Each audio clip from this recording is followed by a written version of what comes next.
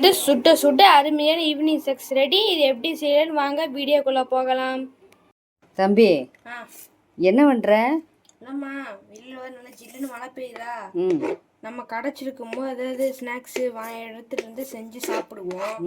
இப்போ இல்லையா, எனக்கு ஞாபகம் வந்துருச்சா, அதான் வீட்டில் உங்களுக்கு சர்ப்ரைஸா 3 பேரும் சாப்பிட்றதுக்கு ஸ்நாக்ஸ் எல்லாம் செஞ்சிட்டு இருக்கேம்மா. ஆல்ரெடி தேவையான மாவெல்லாம் பனைஞ்சு வச்சிட்டேன். ஓகே. இப்போ வந்து 2 வெங்காயம் எடுத்து வச்சிருக்கிறேன். அடுத்து ஒரு தக்காளி வெட்டணும். என்ன ஒரு தக்காளி வெட்டுறியா? ஆமாம், ஒரு தக்காளி போதும். என்ன தம்பி தக்காளி பாதி ஆயிட்டு? ஆமாம்மா, அரை தக்காளி போதுமா அதுக்கு. சரி அம்மா, இன்னைக்கு நீங்கள் வீட்டில் இஞ்சி பூண்டு பேஸ்ட் ஒன்றா 2 அரைச்சி வச்சுருந்தீங்களா, அதுவும் சேர்த்திக்கலாமா? சரி. அம்மா, நம்ம செய்ய போகிற டிஷ்ஷுக்கு ஒரு முட்டை அவசியம். முட்டை காஞ்சதுக்கப்புறம் தேங்காய் எண்ணெய் கொஞ்சமாக ஊற்றிக்கலாம்.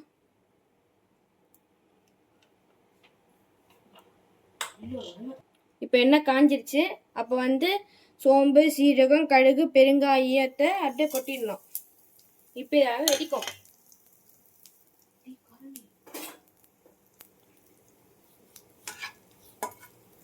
எல்லாத்தையும் கொஞ்சம் நம்ம நறுக்கி வச்சு வெங்காயத்தை போட்டுப்போம். இப்போ இது நல்லா வணங்கணும் கோல்டன் ப்ரௌனுக்கு. அம்மா, வெங்காயம் வதங்கிறதுக்கு ஒரு சிட்டிக்கு உப்புமா. இப்போ நம்ம நறுக்கி வச்ச பாதி தக்காளி சேர்த்திக்கலாமா. இப்போ இது 2 சேர்ந்து நல்லா வணக்கிக்கலாம். அம்மா, இப்போ இஞ்சி பூண்டு பேஸ்ட் சேர்த்திக்கலாமா. தக்காளி 2 வணங்கினதுக்கப்புறம் ஒரு சிட்டிகை சிக்கன் மசாலா, ஒரு சிட்டிகை மட்டன் மசாலா சேர்த்துக்கலாம். இப்போ 2 நல்லா வதக்கி விட்டுக்கலாம்.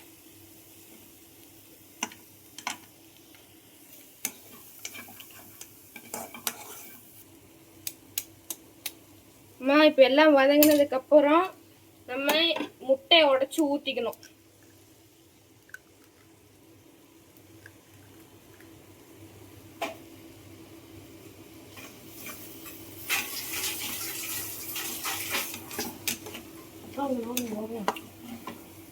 இப்போ முட்டையெல்லாம் வதங்கினதுக்கப்புறம் கொஞ்ச நேரத்தில் ஆஃப் பண்ணிடணும். இப்போ ஸ்டஃபிங் ரெடி ஆயிடுச்சு. வந்து சப்பாத்தி வந்து ஒரு ஷேப்பில் ஓடணும், எந்த ஷேப்பில் வேணால் தேய்ச்சி வச்சுக்கலாம். இப்போ நம்ம வந்து செஞ்ச ஸ்டஃபிங்கில் ஒரு ஸ்பூன் எடுத்து அது சப்பாத்திக்கு நடுவில் வைக்கணும். இல்லைன்னா 1.5 ஸ்பூன் கூட வச்சுக்கலாம். வச்சுட்டு என்ன பண்ணணும்னா, இப்படி ஒரு மடி, இப்படி ஒரு மடி, இப்படி ஒரு மடி, அவ்வளோதான். இது நாம் அப்படி எண்ணெயில் போட்டு பொரிச்சா போதும். நம்ம என்ன ஷேப் பிடிக்குதோ மோமோ ஷேப்பில் கூட எடுத்து பொரிச்சுக்கலாம். நான் பப்ஸு ஷேப்பில் பொரிச்சிருக்கேன். நம்ம அதே மாதிரி எல்லாமே பண்ணி முடிக்க வேண்டியதுதான். இப்போ அவனுக்கு பிடிச்ச ஷேப்பில் எல்லாம் இப்படி செஞ்சு வச்சுருக்கான். இப்போ பொரிச்சு எப்படி வருதுன்னு பார்ப்போம். பொரிக்கும்போது ஃபஸ்ட்டு வந்து பொரிக்கும் போது அப்படியே போட்டிங்கன்னா அவங்க மேலே திரிச்சு கையெல்லாம் புண்ணாயிடும். என்ன பண்ணணும்னா, நம்ம பொரிக்கிற கரண்டி மேலே வச்சு இப்படி உள்ளே லைன் பண்ணிட்டா போதும். மேலேயும் வெடிக்காது, நம்ம மேலே புண்ணும் ஆகாது. ஏன் சொல்கிறேன்னா, வீட்டில் சின்ன பசங்கள்லாம் நான் அம்மா அப்பாவுக்கு சர்ப்ரைஸ் பண்ணுவேன் அப்படின்னு சொல்லி ட்ரை பண்ணுறேன்னு மேலே காயமாக்கிக்குவீங்கள்ல, அதுக்காக சொல்கிறேன். இப்போ நம்ம இந்த மாதிரி பொரிச்சு வைக்கணும். பாஸ்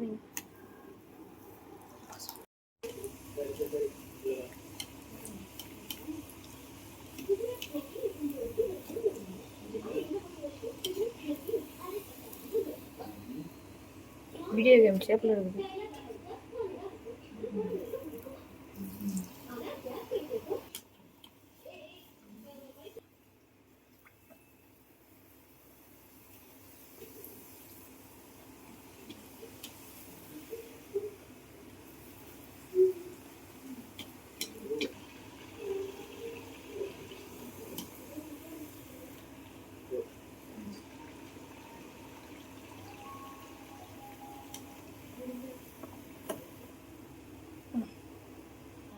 இப்போ சுட சுட ஸ்நாக்ஸ் ரெடி ஆயிடுச்சு.